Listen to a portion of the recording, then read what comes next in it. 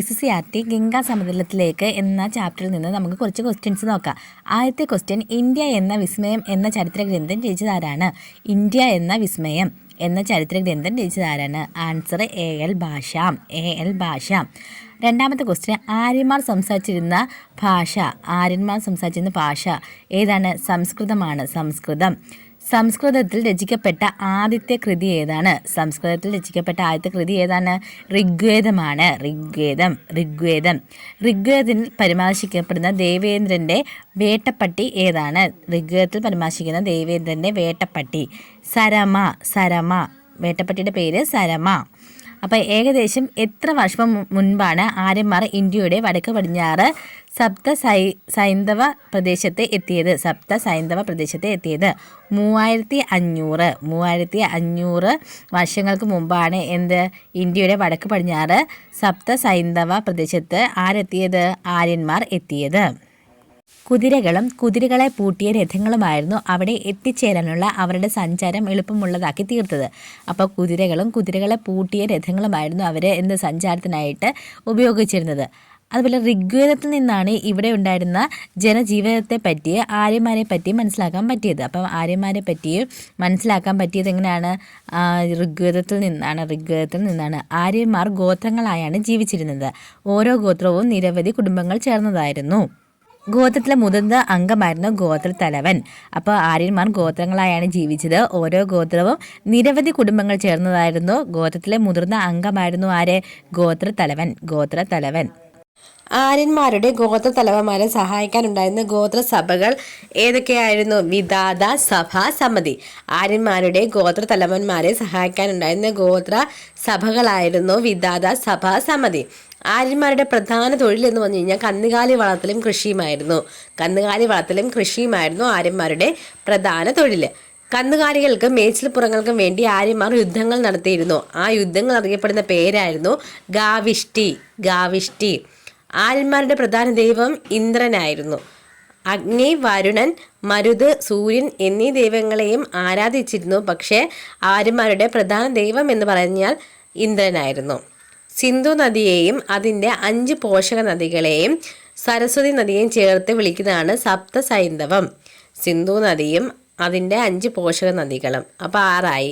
പിന്നെ അതിൻ്റെ കൂട്ടത്തിൽ സരസ്വതി നദിയാവുമ്പം 7 ആവും. അങ്ങനെ ഈ 7 നദികളെയും കൂടെ ചേർത്ത് വിളിക്കുന്നതാണ് ഇത് സപ്തസൈന്ധവം. സിന്ധുവിൻ്റെ പോഷക നദികൾ ഏതൊക്കെയാണ്? ചലം, ചിനാബ്, രവി, ബിയാസ്, സത്ലജ്. ഋഗ്വേദ കാലത്ത് തൊഴിലിൻ്റെ അടിസ്ഥാനത്തിൽ സമൂഹത്തെ തരംതിരിച്ചിരുന്നു. അവയാണ് പുരോഹിതർ, സേനാനികൾ, സാധാരണക്കാർ. അടുത്ത ക്വസ്റ്റ്യൻ നോക്കാം. ഏറ്റവും പഴയ വേദം ഏത്? ഋഗ്വേദമാണ് ഏറ്റവും പഴയ വേദം. സപ്തസൈന്ധവ പ്രദേശത്ത് നിന്ന് ആര്യന്മാർ ഗംഗാ സമതലത്തിലേക്ക് വ്യാപിക്കാൻ തുടങ്ങിയെന്നാണ് BC 1000 മുതലാണ്. അപ്പോൾ BC 1000 മുതൽ 600 വരെയുള്ള കാലഘട്ടത്തെക്കുറിച്ച് അറിവ് ലഭിച്ചത് ഏത് വേദങ്ങളിൽ നിന്നാണ്? പിൽക്കാല വേദങ്ങളിൽ നിന്നുമാണ്. അപ്പോൾ പിൽക്കാല വേദങ്ങൾ ഏതൊക്കെയാണ്? അഥർവവേദം, സാമവേദം, യജുർവേദം. വേദകാലം എന്ന് പറഞ്ഞാൽ 1500 മുതൽ 600 BC വരെയാണ്. ഋഗ്വേദ കാലഘട്ടം 1500 മുതൽ 1000 BC വരെയാണ്. പിൽക്കാല വേദം 1000 മുതൽ 600 BC വരെയാണ്. വേദകാലഘട്ടം എന്ന് പറഞ്ഞാൽ 1500 മുതൽ 600 വരെയാണ്. അല്ലെ ഋഗ്വേദ കാലഘട്ടം 1500 മുതൽ 1000 BC ആണ്. പിൽക്കാല വേദഘട്ടം 1000 മുതൽ 600 BC വരെയാണ്. ആര്യന്മാർ ആയുധം നിർമ്മിക്കാൻ ഉപയോഗിച്ച ലോഹം ഏതാണ്? ഇരുമ്പാണ്. ആര്യന്മാർ ആയുധം നിർമ്മിക്കാൻ ഉപയോഗിച്ച ലോഹം ഇരുമ്പാണ്. ഗംഗാ സമതലത്തിലെ ജനങ്ങൾ ഉപയോഗിച്ച ഇരുമ്പായുധങ്ങളുടെ അവശിഷ്ടങ്ങൾ ലഭിച്ച പ്രദേശമാണ് ഏത്? അത്രാഞ്ഞിഖേഡ, ഉത്തർപ്രദേശിലെ അത്രാഞ്ഞിഖേഡ, ജോധ്പുര, രാജസ്ഥാൻ, ഭഗവൻപുര, ഹരിയാന. അടുത്ത ക്വസ്റ്റ്യൻ നോക്കിയാൽ, ആര്യന്മാരുടെ ഇരുമ്പിൻ്റെ ഉപയോഗം കൃഷിയിലേക്കും കൃഷിയുടെ വ്യാപനം സ്ഥിരതാമസത്തിനും ഇടയാക്കി. അങ്ങനെ നാടോടികളായ ആര്യന്മാർ താമസമാക്കിയ സ്ഥലങ്ങൾ അറിയപ്പെടുന്നതാണ് ജനപദം. അപ്പം ആര്യന്മാരുടെ ഇരുമ്പിൻ്റെ ഉപയോഗം എന്താണ്? കൃഷിയിലേക്കും കൃഷിയുടെ വ്യാപനം സ്ഥിരതാമസത്തിനും ഇടയാക്കി. അങ്ങനെ നാടോടികളായ ആര്യന്മാർ സ്ഥിരതാമസമാക്കിയ സ്ഥലങ്ങൾ അറിയപ്പെടുന്നതാണ് ജനപദം എന്നറിയപ്പെടുന്നത്. അങ്ങനെ ഗോത്രത്തലവൻ എന്തായി? രാജാവായിട്ട് മാറി.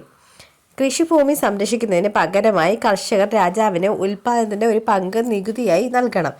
ഈ രീതി അറിയപ്പെടുന്നതാണ് ഇത് ബലിഭാഗ. കൃഷിഭൂമി സംരക്ഷിക്കുന്നതിന് പകരമായി കർഷകർ രാജാവിന് ഉൽപാദനത്തിൻ്റെ ഒരു പങ്ക് നികുതിയായി നൽകണം. ഈ രീതി അറിയപ്പെടുന്നതാണ് ഇത് ബലിഭാഗ.